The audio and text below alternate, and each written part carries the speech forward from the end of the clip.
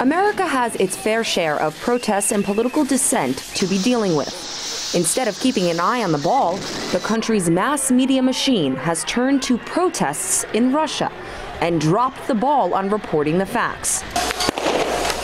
Thousands of protesters have gathered in Moscow, lashing out against Prime Minister Vladimir Putin and his ruling United Russia Party. The only problem is that this video is not from Russia. Fox News Channel aired video of fires and chaos in Athens, convincing viewers that this mayhem is playing out in Moscow. The Fair and Balanced network paid no mind to the Greek lettering in the background. In case you're wondering, it says Greek National Bank.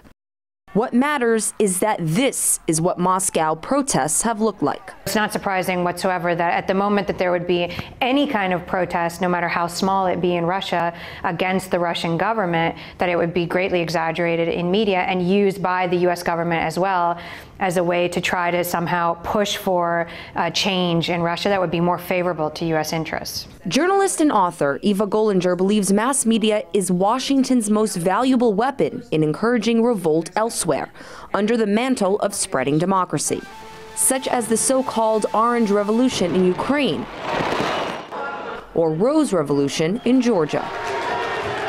A perception is created that something is happening in that country that's not right, and that the government is somehow responsible, and so therefore if that government ends up being removed, it somehow is justified.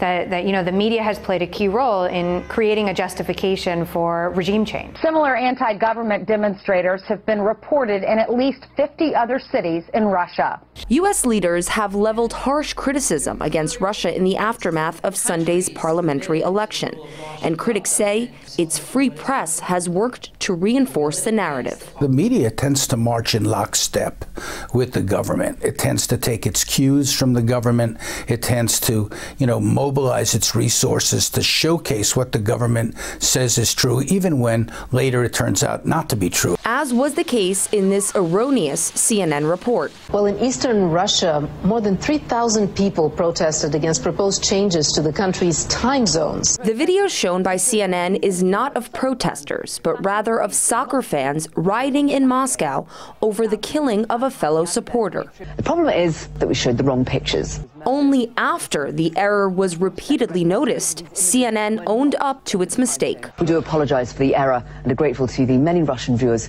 who have pointed it out to us. The sloppiness of it all is reflecting, the lack of awareness of the journalists themselves. Many of them are completely uninformed about the world. They have opinions that have no factual basis to them, but it doesn't stop them because it's what looks good that matters more than what really is true. The truth is that America has its own social, economic, and political challenges to be dealing with.